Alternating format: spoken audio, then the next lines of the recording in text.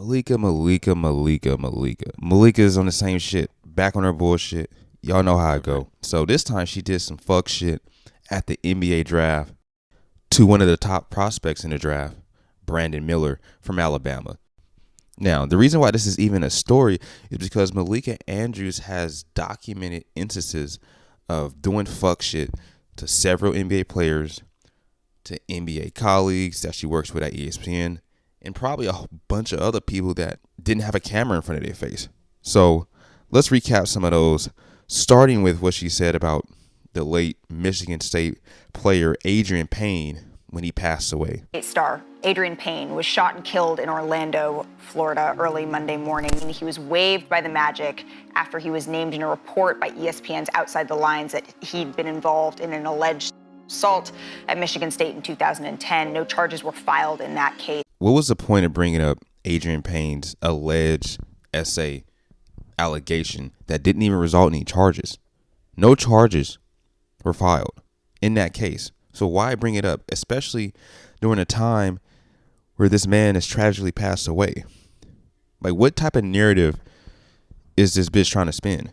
You reported that Joe Mazzulla will be the interim head coach here. You can see his resume on your screen. He's been a Celtics assistant coach the last 3 seasons after spending the previous 3 seasons at Fairmount State. And he played for West Virginia between 2006 and 2011, and now could become the NBA's youngest head coach at 34 years old. And we'd be remiss not to also mention that Mazzulla was arrested twice at West Virginia, once in 2008 for underage drinking and aggravated assault. He pled guilty, paid a fine, and then again in 2009 for domestic battery after an incident at Morgantown Bar. The domestic battery case never went to trial. It was settled in August of 2009. He paid a $100 fine and court costs, plus had to do 40 hours of community service. Now, that was 13 years ago. He settled and paid both fines. Oh my God, underage drinking. What a fucking crime. I'm willing to bet that a lot of people in the United States have tried alcohol before the age of 21. I want to bet that. So that's not a big deal.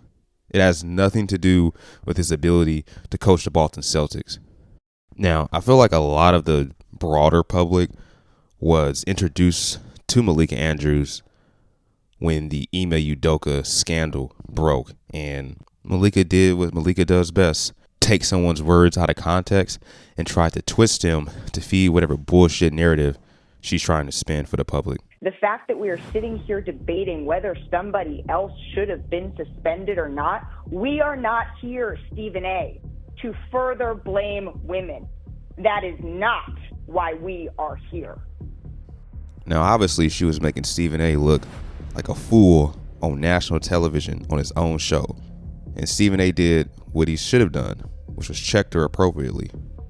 First of all, let me be very clear. I don't appreciate where you're going with that.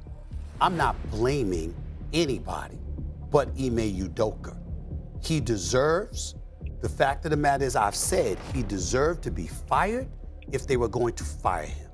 If you're not going to fire him, then don't fire him. My issue is all of this being publicized. The point that I'm trying to make is just like you're not mentioning. Excuse me. I listened to you. You're the one telling me to stop on my show. It ain't happening. Okay, that's number one. Now I know we have some context about some of her past fuck shit behavior. Let's look at what she currently did during the NBA draft to Alabama prospect Brandon Miller. His name did surface in court testimony involving a case where his former teammate and another man, they've been indicted for capital murder in the fatal shooting in Alabama, has described Miller as a cooperating witness. How is this factoring, if at all, into how teams are evaluating him? I think it wouldn't be brought up at all if it wasn't for Malika just bringing it up on national television right now. Nobody on that NBA panel was thinking about bringing up this case. You know why? Because it doesn't fucking matter about his draft prospect status. He didn't do anything. The DA has already said that they're not going to charge him with a crime because there's no crime to charge him with. So then why bring that up? In fact, let's take a quick look at what happened during that night and Brandon Miller's potential involvement in this case. Later that night,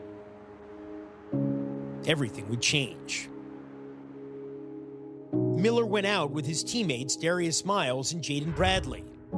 They waited in line to get into a sports bar. It was a long line. I didn't, want to wait just to get in the club. So kind of did my own thing and just went down the street and got something to eat. At 1:02 a.m., Darius Miles texted Miller asking him for a ride. At 1:38, the police say, Miles texted Miller again, asking him to bring him Miles's gun. Within minutes, Miller returned to the area. Police say Miles acknowledged that his friend, Michael Davis, got Miles's gun from the back seat of Miller's car. And gunfire erupted, with Davis and a man named Cedric Johnson exchanging shots. The police say Davis fired first, but Davis's attorney has raised questions about that. 23-year-old Jamia Harris, Johnson's girlfriend and the mother of a 5-year-old son, was shot and killed. University of Alabama basketball player Darius Miles charged with murder. Police say Miles and Michael Lynn Davis fired into a vehicle, shooting and killing the passenger. Darius Miles and Michael Davis were both charged with capital murder. Miller's attorney says his client was already returning to pick Miles up when Miles texted him regarding the gun, and that Miller had no knowledge that there was any intent to commit a crime. The prosecutor told Alabama.com there is no crime to charge Miller with. Now, I know if I'm able to do a quick YouTube search, Google search, and find out this basic level of information about the case that Brandon Miller is involved in, then I know the fake investigative reporter, Malika Andrews, has a wealth of information at her disposal, and she's choosing to include this while she's on air. So it's fucked up. She doesn't have to slander the brother's name. He's already worked so hard to get to this point in his life, to be even thought of to be drafted top 3, top 5 in the NBA. And that's a huge accomplishment. Let me know what y'all think in the comments. Y'all think Malika out of pocket for doing this shit? Does she do it on purpose, or is it accidental? I want to know what y'all think in the comments below, and I'll catch y'all in the next video.